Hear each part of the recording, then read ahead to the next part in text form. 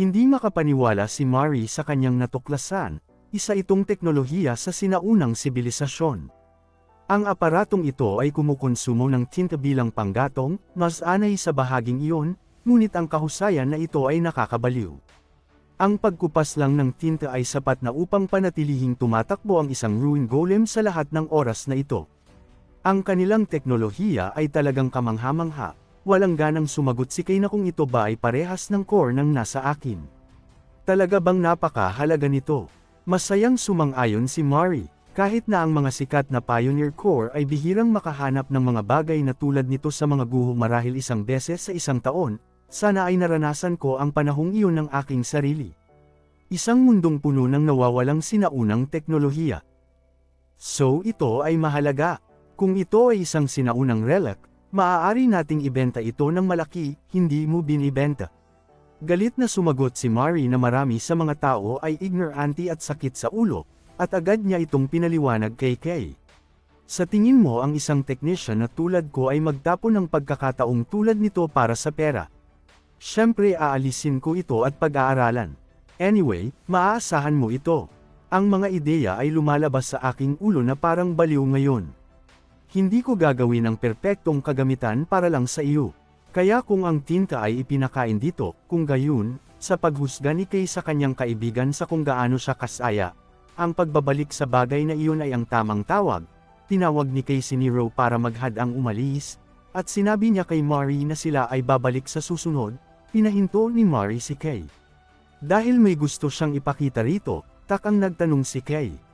Pinalapit niya si Kay, may naghahanap sa'yo. Ito ay noong nagpunta ako ng mas malalim sa Shadow District upang maghanap ng tinta upang matulungan kang makabawi. Ilang mga tao na hindi ko nakita sa paligid dito nagsimulang makipag-usap sa akin. Nung una akala ko mga thug na taga-ibang area lang, pero alam naman nila kung sino at hinanap ka. Ikaw si Marie, kaibigan ni Kay diba? Gusto ko makilala ang Black Welder na pinag-uusapan ng lahat kani-kanina lang. Nung sinabi nila yon, ay hindi ko gustong ma-involve. Kaya tumakbo agad ako. Sumagot si Kay na delikado ang iyong ginawa. Sinabi ko naman sa'yo na huwag ka pupunta sa distrito ng mag-isa. Alam ko, ngunit sa pagkakataong ito ay urgent. Anyway, kung makakita ka ulit ng mga weird na tao huwag ka nalang makisali. Sumagot si Marina na naintindihan niya at pinaalalahan si Kay na makauwi ng ligtas. Nakatingin si Kay sa kanyang alaga habang nag-iisip. Nakakabagabag pa rin, medyo ligtas pa rin ang mga lugar, kaya dapat walang malaking problema. Kung ang layunin nila ay ako ay pupuntahan nila ako ng direkta kung talagang kailangan nila ang isang bagay. Habang naglalakad si Kay sa gitna ng matataas na gusali ay napabuntong hininga siya. Ngayon na iniisip ko ito, ang tagal ko na talagang umuwi. Kailangan kong magmadali at magpahinga. Habang patuloy sa paglalakad ay napatingin siya sa kanyang gilid kung saan may mga taong nakaupo. Mukhang mas marami pang drifters lately, dumarating dito ang uri ng mga tao na karaniwang nananatili sa ilalim ng lupa. At napagtanto niyang may mali, iniisip niya kung sumiklab ba hanggang war, agad ding naputol ang pag-iisip niya nang tinawag siya ni Nero, tinanong kung ano ang problema. Itinuro niya ang madilim na eskinita tila may nakikita siyang kakaiba. Binalaan niya si Nero na delikado ang pumunta sa kalaliman ng Shadow District, ngunit tila ayaw patinag ni Nero. Pumayag si Kay dahil naniniwal siya na ang instinct ng kanyang alaga ay palaging tumpak. May kakaiba talaga. Siguro dapat subukan ko na yung matagal ko nang pinapractice. Tulad nung kinulayan ko ng itim ang kamao ko, ngayon, ilalagay ko ang lakas sa mga mata ko.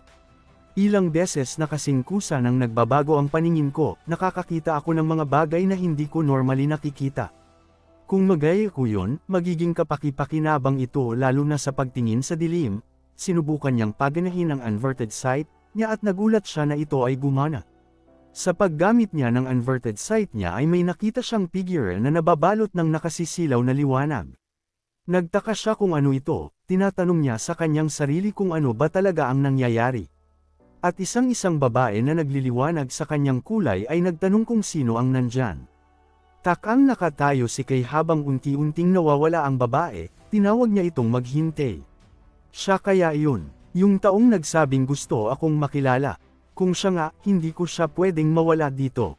Para rin sa kaligtasan ni Marie, kailangan ko siyang habulin at alamin kung sino talaga siya. Pagpasok niya ay nanlaki ang kanyang mata sa nasaksihan. Isang espasyo na nagliliwanag ng matinding liwanag, at nagulat si Kay nang bigla na lang naglalaho ang entrance na kanyang pinasukan. Nagsalita ang babae, ito ay napaka-interesado, pinaplano niya palang na ipakilala ang kanyang sarili sa ibang panahon, dapat kang maging proud sa iyong sarili. Wala pang ibang nakahanap sa akin, gulat na humarap si Kay, tinanong siya ng babae na kung sino siya.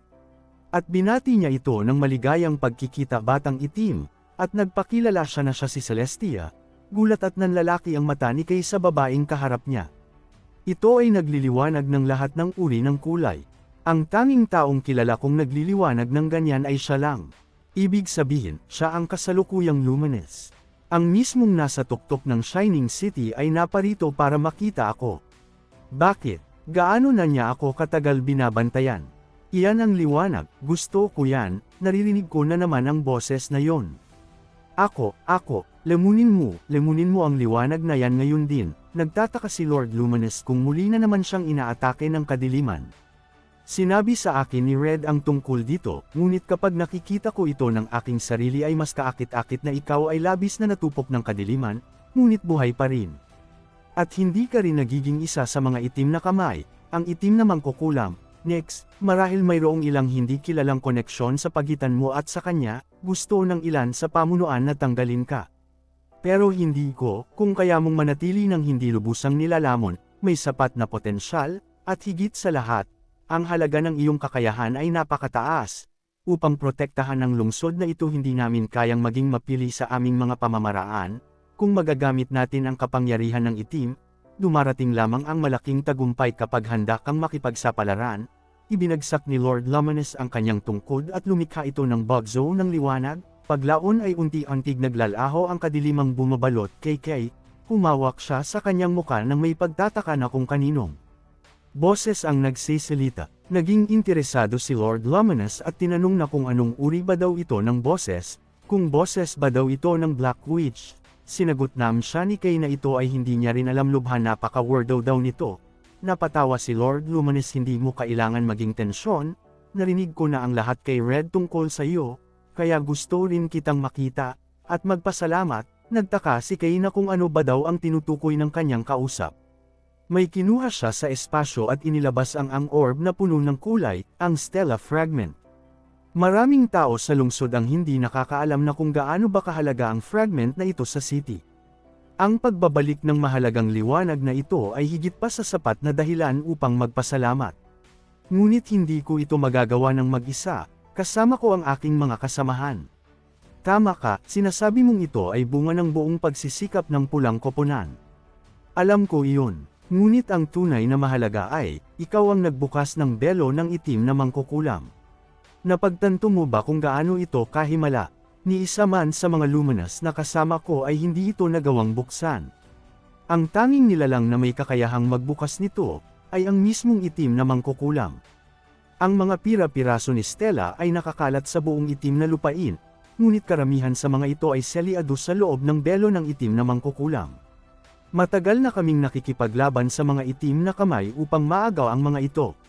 Hanggang ngayon, ang nakuha lamang namin ay iilang piraso, mga mapalad na fragment na nagkataong nalantad sa labas.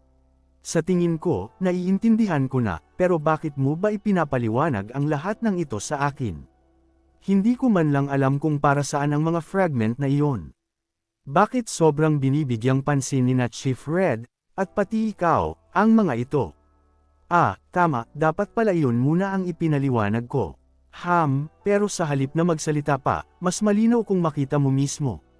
Isang bagay lang, huwag mong ipagsasabi ito kahit kanino. Iilan lamang sa buong lungsod ang may alam tungkol dito. Biglang nagliwanag ang paligid ng nakasisilaw na liwanag, at unti-unting nahahawi ang kadiliman sa buong lungsod. Manghang nagulat si Kay sa pagbabagang ito. Sinabihan siyang huwag magpanik dahil parehas silang nandito. At dito ay sinabi sa kanya na ikaw ang unang nakakita ng bagay na ito, at ito ay may magandang senyales. Lubos pa ring nagtataka si Kay at namamangha sa kanyang nakikita, at ipinakita sa kanya ni Lord Luminous na kung ano ba ang nagagawa ng Stella Fragment. Itinaas niya ito sa ere at dito ay may malakas na liwanag ang bumaba mula sa kalangitan. Nabalot ng liwanag si Lord Luminous, habang gulat na nakatingin si Kay, lalong lumakas ang liwanag sa buong paligid, nagdulot ito ng malakas na shockwave. Sa lakas ng liwanag ay nahahawi ang kanilimang bumabalot sa paligid, manghang nakatayo si Kay habang nakatingin sa kanyang paligid, nanlaki ang mga mata niya at ito ay mukhang imposible, ang Black Land ay naitutulak ng liwanag.